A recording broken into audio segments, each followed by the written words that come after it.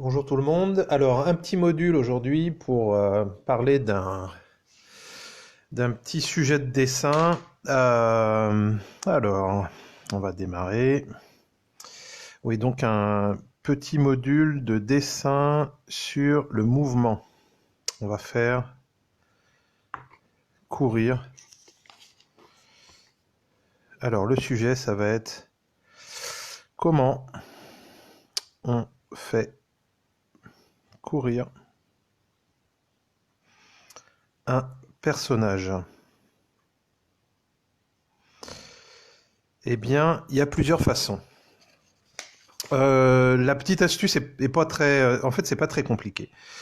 Si vous prenez des mouvements de course, euh, un peu comme ça, avec un personnage qui court, le truc c'est si vous posez votre personnage, alors évidemment il faut le pencher. Euh, Moi je lui mets les bras comme ça en oiseau, ça va, c'est un petit peu plus efficace. Si vous posez le pied, on va assister à la fin du mouvement, c'est-à-dire c'est le pied d'appui avant de redémarrer un autre mouvement.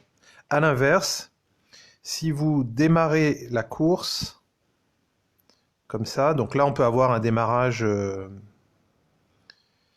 d'un sprint. Si vous démarrez avec l'ombre, c'est-à-dire le pied d'appui collé au sol, on a un départ de mouvement. Donc là, on va avoir un mouvement qui démarre. Là, on va assister presque à la fin du mouvement. L'idée, c'est de... Je regarde si la feuille cale toujours aussi bien. L'idée, c'est... Bon, évidemment, si vous faites courir votre personnage comme ça, en mode petit footing, on a des petits mouvements.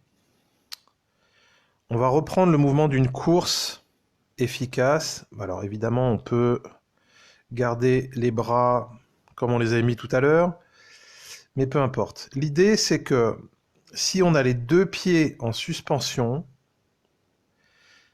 rien ne touche le sol.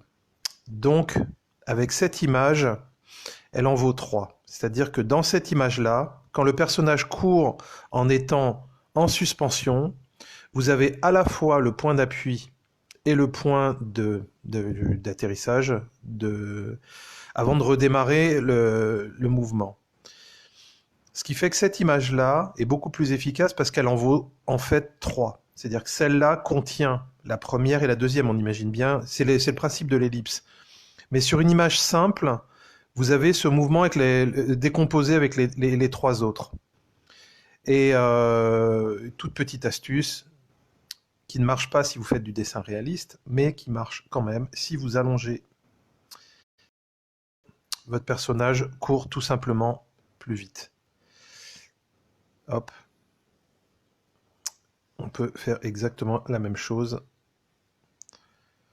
Sauf que ça ne marche pas très bien parce que le dessin est pourri et donc c'est là-dessus que nous allons finir ce petit module pour aujourd'hui. À bientôt.